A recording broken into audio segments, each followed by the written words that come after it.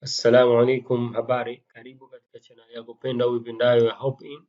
Subscribe channel yetu leo kwa kubonyeza neno subscribe hapo chini kisha alama ya kengele ili uwe wa kwanza kuweza kupata update za masomo yetu tofauti tofauti ambayo tunatoa mara kwa mara.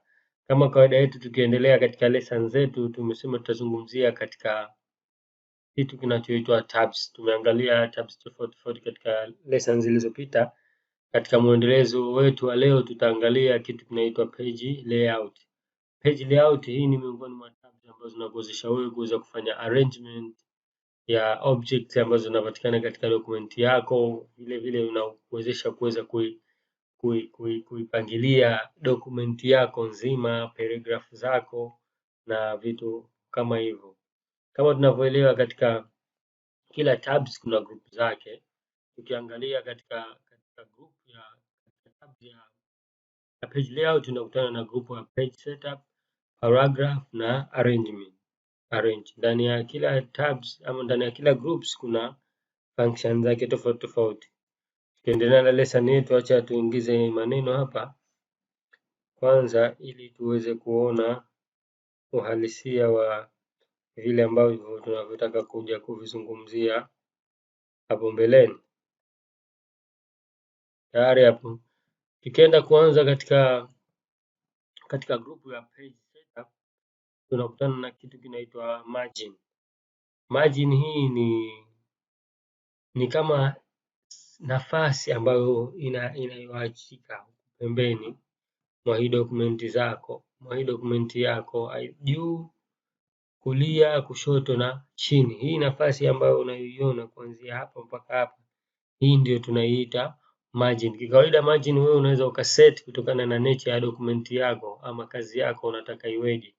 Tayari hapo, jinsi ya kuset margin, unakuja hapa kwenye hii neno margin. Ukiklik hapa unakuta size tofauti tofauti za margin. Kuna normal, kuna narrow, moderate, wide, mirror. Ukibonyeza hapa dokumenti yako unaona inakuwa expanded ama inakaa kwa mujibu wa ile margin uliyoweka.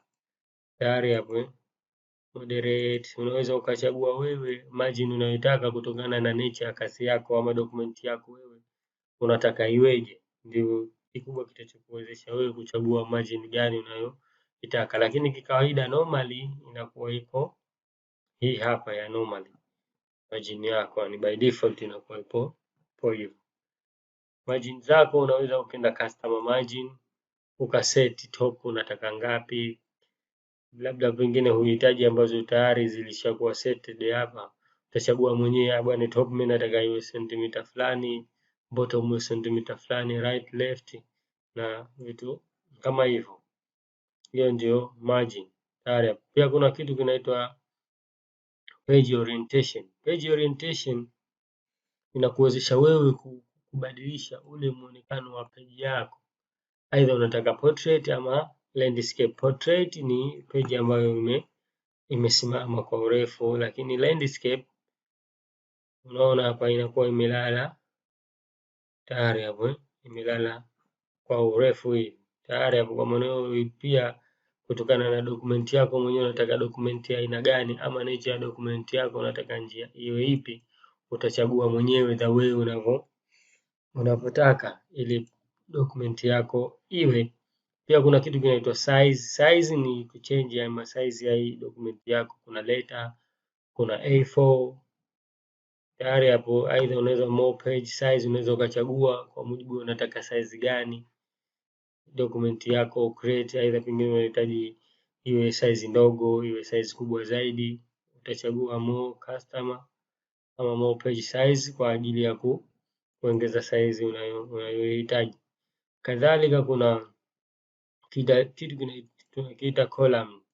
Column hii inakuwezesha dokumenti yako kuigawa hapa. Aidha unataka iwe na column ngapi? 2, 3. Column moja ndio kama hivi unavyoiona, lakini una uwezo wa kuseti mwenyewe. Unataka ngine column 2, ukachagua hapa 2 column, kitu kama hichi. Kama na mara nyingi labda utenzi vile unavyoandikwa huku na huku, ukachagua mwenyewe. Ama unaweza ukakuta books ama magazeti, wanachagua hapo kwa mujibu wanavyotaka wao, aidha column 3.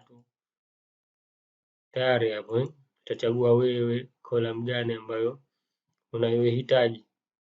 More columns unaweza kuweka 4, 5, 6 kama right to left kama hivyo. Sana kwenye magazeti unakuta ipo tayari hapo. Normally ni one column. Pia kuna break, kuna page break, column, text wrapping, next page, continue, even page, odd page. Hizi zote ni break. Utachagua mwenye pengine nipo hapa katika dokumenti yangu nahitaji kuinsert break. Unaweza ka break page, yani ukavunja ni page moja na page nyingine. Tayari hapo. Ama unaweza ukafanya column, labda umeweka 2 column ukawa umeandika labda nusu mpaka nusu, ukaandika pengine huhitaji kufika mpaka mwisho, unataka kwenda ubavu wa pili wa column yako. Kwa maana ukiklik hapa continue itakuleta ubavu wa pili. Tayari kuna text wrapping hizi, kuna next page, pia ni aina ya kubreak. Na break labda unataka ije page nyingine, unaweza ukabonyeza next page. Kuna continue, kuna even page, zote hizi ni kind za break, ukitaka kubreak katika dokumenti yako. Pia kuna line namba, kwa mfano pengine hii mistari yako unataka kuipa namba, hapo click continue, kila line itapewa namba katika dokumenti yako, ama none unaweza ukaondoa. Pia kuna kitu kinaitwa hyphenation. Tayari hapo, kwa mfano pengine umeandika katika chumba fulani maneno sasa hayawezi yamefika mwisho, kama hyphenation na kuwezesha kukata maneno yakawa juu na chini. Tayari hapo, hiyo ndio vitu katika page setup. Kadhalika kuna paragraph. Tayari hapo, paragraph hii tunadili na indentation ama indent. Indent mara nyingi na kwa hii tunadili na hii ruler. Kwa mfano hapo ukiongeza indent yako, unaona hii paragraph yangu ilivyosogezwa mbele. Ukipunguza hapa napungua namna kama hiyo. Right pia unaweza ukazidisha ubavu wa kulia ukapunguza vitu kama hivyo. Pia kuna space, kama unataka kuacha space una uwezo pia wa kuongeza hapo. Tayari hapo, before and after namna kama hiyo. Unaweza wewe ukaongeza the way unavyotaka wewe iwe kutokana na ile dokumenti yako, vipi unataka kuipamba. Tayari hapo. Pia tukiendelea katika hiyo page layout, kuna kitu hii tunakiita arrange. Subiri hapa ni insert picture hapa katika hii dokumenti yangu ili tuweze kuona jinsi zinavyofanya kazi zaidi hizo arrange zangu. Tayari hapo naipunguza ukubwa hii picha ili tuone kwa usahihi zaidi na vizuri zaidi. Tayari hapo. Kuna kitu hichi kinaitwa position. Hii position kama tulivyozungumzia, katika hii page layout object zako pia unazipangilia vipi unavyotaka ziwe. Tukija kwenye position, labda nahitaji picha yangu iwepo juu pembeni, namna kama hiyo, itakaa namna kama hiyo. Position ama iwe kati ama iwe bavuni, kama kwenye kitabu labda tunavyoona vile, kama kwenye magazeti tunakuta vitu kama hivi. Kama position unachagua wewe object yako iwe katika position gani. Kadhalika wrapping text ni hivyo hivyo, una uwezo wa kuwrap maneno yako ili object zako zikae sehemu gani. Tayari hapo. Vile vile katika arrange unaweza bring forward labda object yako, ama bring font, send backward na vitu kama hivyo. Pia kuna kitu tunakiita selection pen.